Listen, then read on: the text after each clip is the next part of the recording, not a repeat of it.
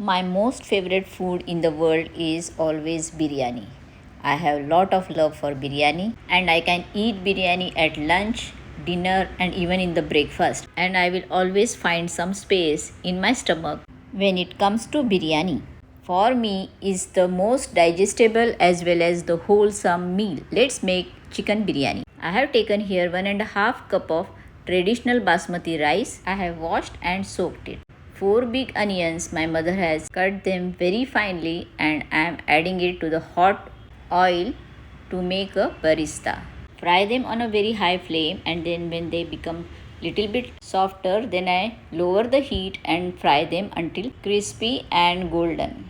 And it is my mother who cuts them evenly and thinly, that's why it becomes perfectly golden and crispy barista. One can even slice them in a slicer to get a perfect even cuts. When it comes to biryani, always fry your onions in extra oil so that you can use it in the process while making the biryani. Now I am adding some salt to the boiling water so that I can cook the rice in it. I have added the soaked rice in a boiling water, and now I am checking it whether the rice is cooked. The rice is cooked 90%, and now I am switching off the heat and I am draining them.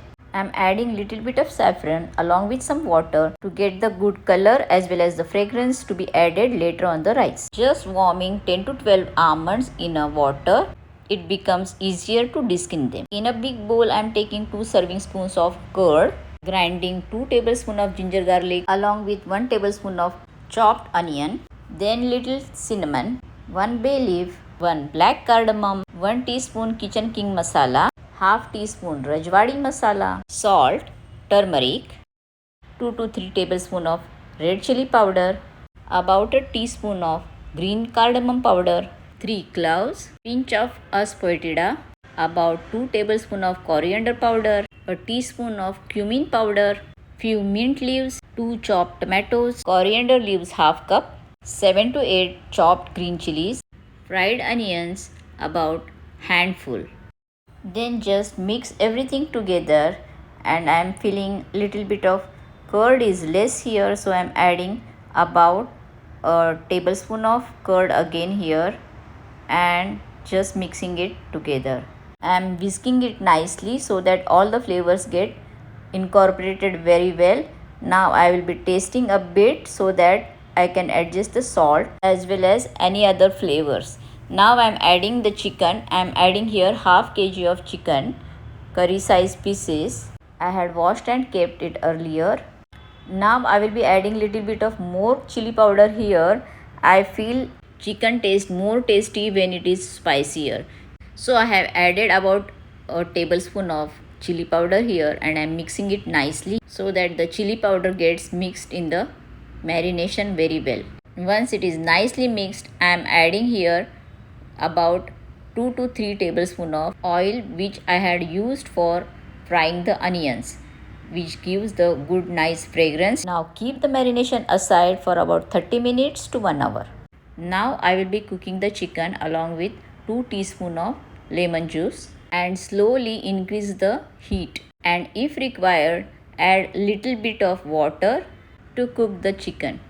Cook it on high flame so that it gets cooked very faster and the water gets evaporated as well. The blanched almonds I had deskinned and now I have grinded them. The chicken is all cooked. Now I will be adding the paste. The paste was very thick, so I have added a little bit of water to wash the vessel.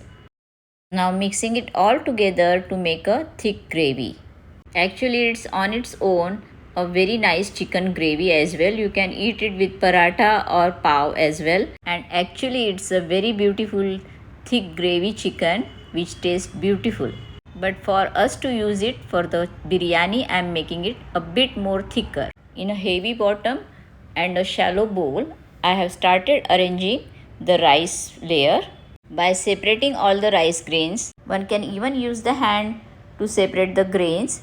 The second layer I am using the gravy along with the chicken, which is thicker gravy. I am arranging it nicely here on the top of the rice, and I am even adding little bit of gravy on the top so that the bottom layer doesn't get burned. and the rice is 90% cooked, so it will not get mushy at all. So I'm adding the gravy as well, which is thicker.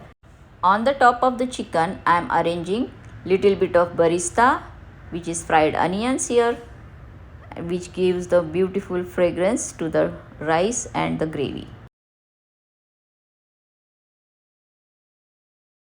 Top up with some rice again and make the chicken gravy layer.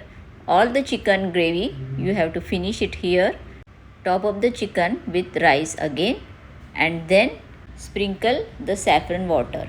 Sprinkle it all over on the rice so that the color of the rice will get yellowish. I had separately kept some white rice on the gravy which was remaining behind after I made the last chicken layer. Now I have mixed with the gravy remaining behind and using it on the top of the biryani along with some golden barista and using all the remaining oil which I had used for frying the onions.